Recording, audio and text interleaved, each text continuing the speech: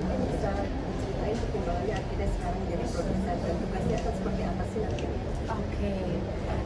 Sebenarnya kalau pertimbangan sih sebenarnya saya menjadi produser di project ini tuh cukup organik ya. Jadi mungkin awalnya itu dari obrolan bersama Mbak Gina gitu di satu coffee shop, di mana kita bertukar pikiran. Dari situ memang Mbak Gina sharing tentang rencana ingin memproduksi film tentang Kiai Dewantara, dan mungkin ada menanyakan involvement dari aku, dan aku tuh kayak langsung terlihat gitu karena memang sudah kenal gitu sama sosok beliau sejak lama, dan malah sebenarnya sebelum itu tuh sempat terkagum-kagum karena banyak poin-poin pendidikan yang saya pelajari gitu di saat S2 itu ternyata sebenarnya sudah menjadi pemikiran beliau mungkin sebelum Indonesia merdeka gitu. Jadi sudah punya rasa kagum, dan dari hubungan bersama dengan bagian tersebut kita lalu langsung eksplorasi lebih dalam dan akhirnya sampai di hari ini di mana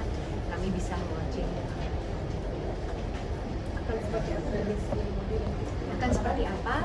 Sebenarnya kalau produser film itu sebenarnya seperti end to end ya.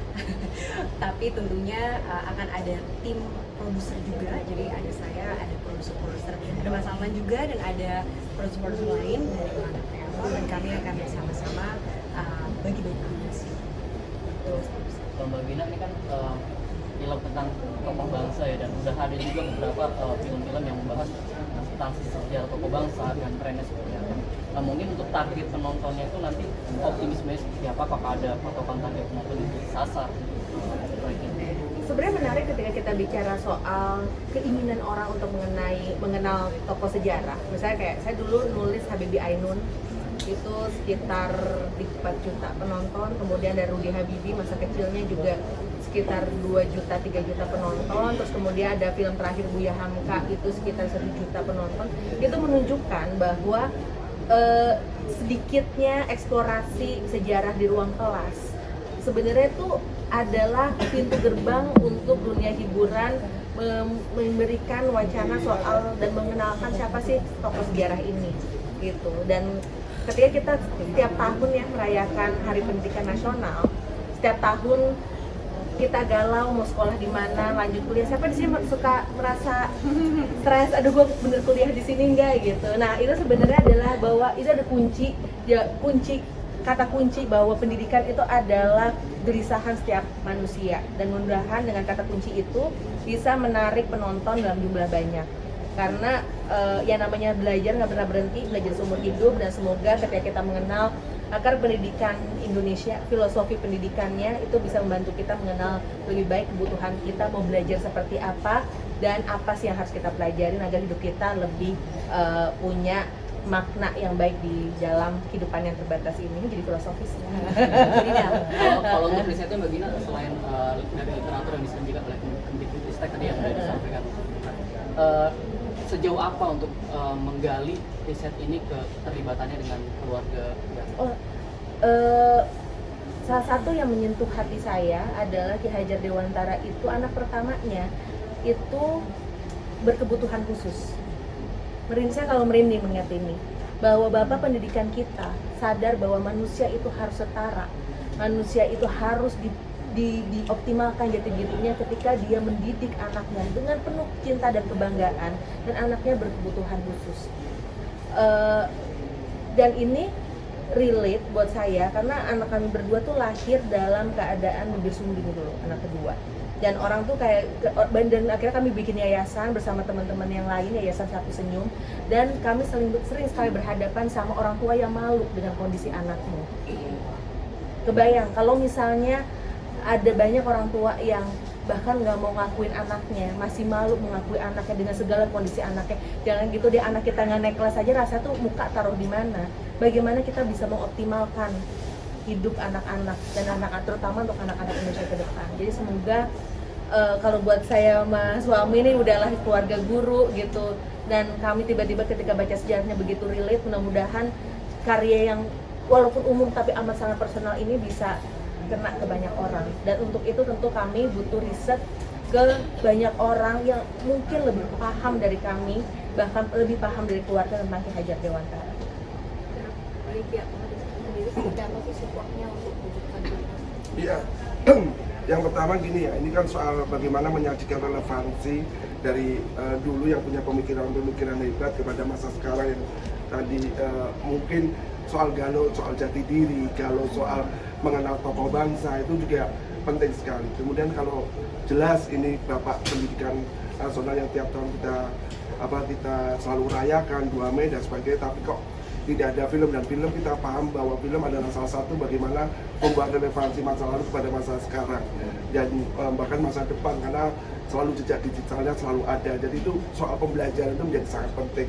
Nah, soal pendukungan tadi udah jelas. Yang pertama soal riset dan pengembangan itu ya, skrip, pengembangan narasi dan sebagainya itu harus dipastikan jadi dulu dan jadi matang dulu, itu harus penting sekali soal itu, karena Kemdikbud soal literasi itu juga menjadi sangat penting.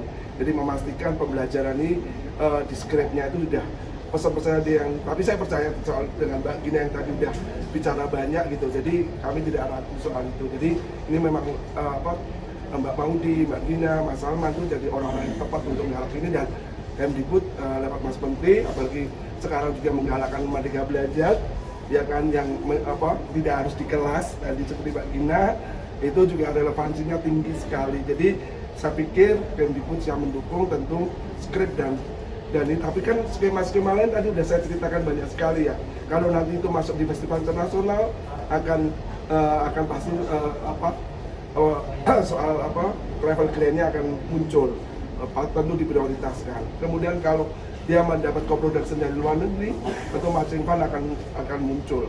Dan kalau itu filmnya udah diproduksi dan keluar, tetap komersial di mereka di bioskop, dan lomba-lomba akan kita lakukan. Jadi banyak sekali yang skema-skema Kemdikbud yang siap juga, yang skema yang ada sekarang pun juga sudah ada, tentu apalagi film soal pendidikan ya, film soal tokoh bangsa, tentu Kemdikbud, dan kita terharu pokoknya. Keren. Tadi disebutin 2 tahun sama Maudi, kenapa sih, apa ada targetnya tuh gimana ya? Satu, kalau bikin film lama Mbak. Karena apa ya, pertama kan riset, terus kemudian dari riset kemudian penulisan skenario gitu, dan penulisan skenario harus casting, terus kemudian ingin sekali castingnya tuh bener-bener pas, sehingga kita proses readingnya juga ada. Jadi orang tuh suka lupa karya 100-an menit ini itu adalah perjalanan panjang prosesnya. Semakin kita berhati-hati dengan proses di belakangnya, proses sebelumnya, maka akan kita bisa mengurangi kesalahan yang signifikan di layar, dan akhirnya penonton juga puas.